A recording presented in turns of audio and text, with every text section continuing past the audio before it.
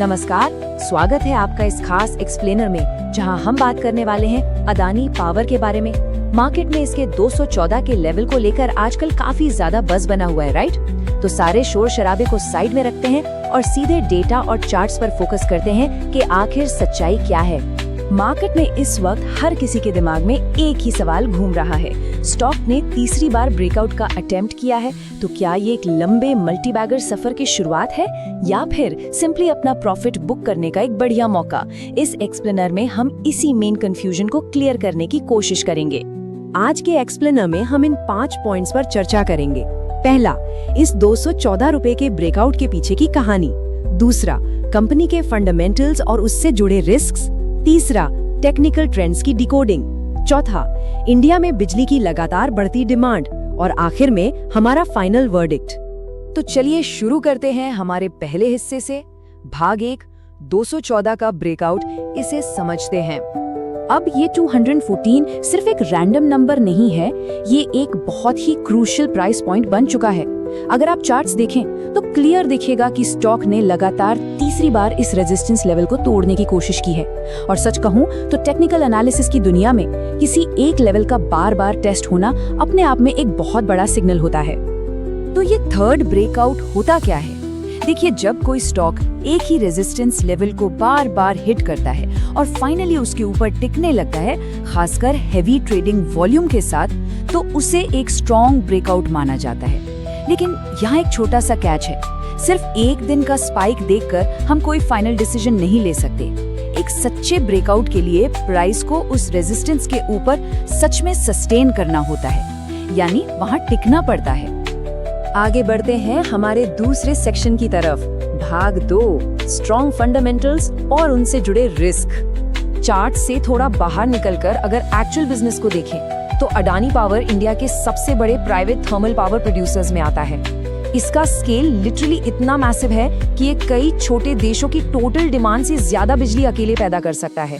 और डेटा भी क्लियरली बता रहा है कि पिछले कुछ वक्त में इनकी बैलेंस शीट और ऑपरेशनल परफॉर्मेंस दोनों में काफी जबरदस्त सुधार आया है। लेकिन सिक्के के हमेशा 2 पहलू होते हैं, राइट? एक तरफ हमारे पास इनकी सॉलिड स्ट्रेंथ्स हैं, जैसे मैसिव जनरेशन कैपेसिटी, बड़े पावर प्लांट्स, लगातार बढ़ती इंडस्ट्रियल डिमांड और एग्रेसिव एक्सपेंशन प्लान्स। पर दूसरी तरफ कुछ रियल रिस्क्स भी हैं जिन्हें इग्नोर नहीं किया जा सकता, जैसे कि कोयले की कीमतों में होने वाला उतार चढ़ाव और गवर्नमेंट पॉलिसीज में अचानक होने वाले बदलाव। ये ऐसी चीजें हैं जो सीधे इनकी फ्यूचर परफॉर्मेंस को हिट कर सकती हैं। चलिए अब देखते हैं तीसरा हिस्सा, भाग 3, टेक्निकल ट्रेंड्स का एनालिसिस। अगर हम वापस चार्ट्स पर आएं तो टेक्निकल सिग्नल्स काफी पॉजिटिव लग रहे हैं, जैसे कि हायर हाइज और हायर लोज का बनना, जो एक क्लियर अप ट्रेंड दिखाता है। इसके अलावा स्टॉक 20 और 50 एक्सपोनेंशियल मूविंग एवरेज यानी EMA के ऊपर ट्रेड कर रहा है। और सबसे अच्छी बात, ट्रेडिंग वॉल्यूम भी सस्टेन्ड है। ये सारे इंडिकेटर्स यही सजेस्ट करते हैं कि मोमेंटम अभी बना रह सकता है। लेकिन, और ये एक बहुत बड़ा लेकिन है, फियर ऑफ मिसिंग आउट यानी फोमो से बचिए, क्योंकि मार्केट में कुछ भी 100% गारंटीड नहीं होता। अगर ये ब्रेकआउट फेल हो जाता है तो एक सडन पुल बैक आना बिल्कुल पॉसिबल है। इसीलिए सिर्फ तेजी देखकर बिना सोचे समझे कूद पड़ना काफी नुकसानदायक हो सकता है। अब आते हैं चौथे पॉइंट पर, भाग 4, भारत की बढ़ती पावर डिमांड। जरा सोच कर देखिए, इंडिया में इलेक्ट्रिसिटी की डिमांड किस तेजी से बढ़ रही है। नए मैन्युफैक्चरिंग हब्स, लगातार खुलते massive data centres, EV charging stations का जाल और ओवरऑल इंफ्रास्ट्रक्चर ग्रोथ, ये सारे सेक्टर्स आने वाले वक्त में बहुत भारी मात्रा में बिजली कंज्यूम करने वाले हैं। और इसी लगातार बढ़ती डिमांड के चलते पूरे पावर सेक्टर को एक बहुत बड़ा बूस्ट मिलने वाला है। तो क्या इसका मतलब ये है कि ये स्टॉक कंफर्म मल्टीबैगर बनेगा?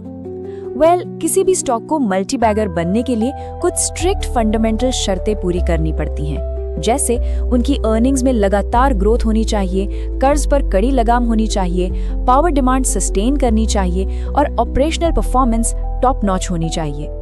जब ये सारे फैक्टर्स एक साथ अलाइन होते हैं तभी लॉन्ग टर्म सक्सेस की प्रोबेबिलिटी बनती है।